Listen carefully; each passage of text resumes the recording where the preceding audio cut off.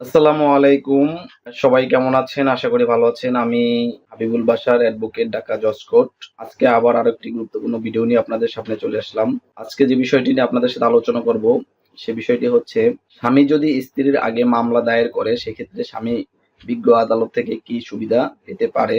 দেখুন, একটি বিষয় আসলে বিজ্ঞ আদালত একটা বিষয় সবসময় কনসিডার করে যে আইনের প্রতি যিনি শ্রদ্ধাশীল এবং আইনের কাছে যিনি আগে আসে আইনের আশ্রয়ে রেমেডিটা একটু ভালো পায়। তো অনেক সময় দেখা যায় যে দাম্পত্য জীবনে কলহ চলতেছে, স্ত্রী হুমকি দিচ্ছে মামলা দায়ের করবে, এটা করবে, সেটা করবে। এ ধরনের হুমকি দিয়ে থাকে অনেক সময় যে বেশি বাড়াবাড়ি করলে তোমার বিরুদ্ধে এই মামলা দেবো, সেই মামলা দেবো, এভাবে স্ত্রী অনেক সময় হুমকি প্রদান করে থাকে।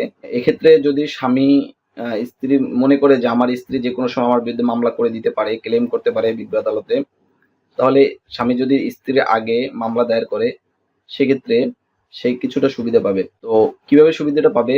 যখন আপনি মামলাটি দায়ের করবেন, এর বিপরীতে যখন আপনার স্ত্রী আপনার বিরুদ্ধে মামলা দায়ের করবে আবার, তখন ওই মামলার ক্ষেত্রে আমরা এই রকমের মামলাগুলো, এই ধরনের মামলাগুলোতে আমরা এভাবে উপস্থাপন করি যে মামলাটি যে কাউন্টার মামলা বলা হয়, যে প্রথমে মামলা দায়ের করেছি আমি, আমার বিরুদ্ধে আমার আমার সাথে তার এই ধরনের, সে আমার উপরে হুমকি দুমকি দিয়েছে বা এই ধরনের সে আমার উপরে অত্যাচার করছে, মানসিক টর্চার করছে বা এই ধরনের, এই জন্য আমি মামলা দায়ের করেছি।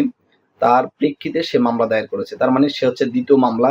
মানে আমি ১ম আইনের কাছে আসার পরে সে আইনের কাছে আসছে। তার আগে সে আইনের কাছে না আসে আমাকে হুমকি-ধমকি দিচ্ছিল। সেক্ষেত্রে বিজ্ঞ আদালত এই বিষয়টি বিবেচনা করবে। তবে আপনাকে সত্যিকার অর্থে সে হুমকি-ধমকি প্রদান করছে কিনা, এ ধরনের আপনার কাছে সাক্ষ্য প্রমাণ থাকতে হবে। তো যদি হুমকি-ধমকি প্রদান করে থাকে, সেক্ষেত্রে আপনারা ১০৭ ধারায়, ফৌজদারি কার্যবিধি ১০৭ ধারায় মামলা দায়ের করতে পারেন আপনার স্ত্রীর বিরুদ্ধে। তো অবশ্যই, তবে যে এক্ষেত্রে স্বামী আগে মামলা দায়ের করলে যে স্বামী সব সুবিধা পাবে এমনটি নয়।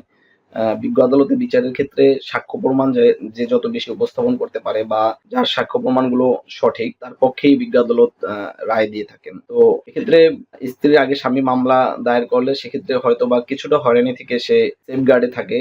যে বিজ্ঞ আদালত কনসিডার করে যে যেহেতু তার বিরুদ্ধে একটি মামলা স্বামী করেছে, তার বিপরীতে স্ত্রী মামলাটি দায়ের করেছে। তো এই বিষয়টি বিবেচনায় সে অনেকটা রিলিফ পাওয়ার সুযোগ থাকে। তো এভাবে আপনি যদি আপনার স্ত্রীর আগে মামলা দায়ের করেন, যদি সেক্ষেত্রে হচ্ছে যে আসলে ঘটনাটি ঘটতে হবে।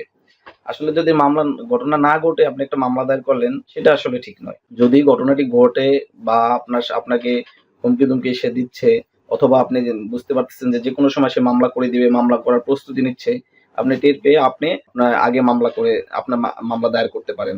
কারণ সেক্ষেত্রে আপনারা একে অপরের সাথে, উভয়ের সাথেই আপনারা দুজনের ভিতরেই ঘটনাটি ঘটে থাকে। দুজনের সংশ্লিষ্টতায় তো ঘটনাটি সূত্রপাত হয়। এক পক্ষ থেকে তো কোনো সমস্যা শুরু হয় না। তো সেক্ষেত্রে যদি দেখেন যে আপনার স্ত্রী অপরাধী, সেক্ষেত্রে আপনি মামলা দেন। কিন্তু আপনি যদি নিজেই অপরাধী হন, তাহলে তো এখানে কোনো কথা নেই। সেক্ষেত্রে আপনার বিরুদ্ধে সাক্ষ্য প্রমাণ যেতে পারে বা যাবে হয়তো। কিন্তু যদি দেখা যায় যে না, আপনার স্ত্রী সে অপরাধ করছে, সে আপনার উপরে মানসিক বা শারীরিক বিভিন্ন ধরনের টর্চার করছে, বা তার বাবা, পরিবারের বাবার দিক থেকে প্রভাবশালী হলে বিভিন্ন ধরনের হুমকি প্রদান করতে পারে।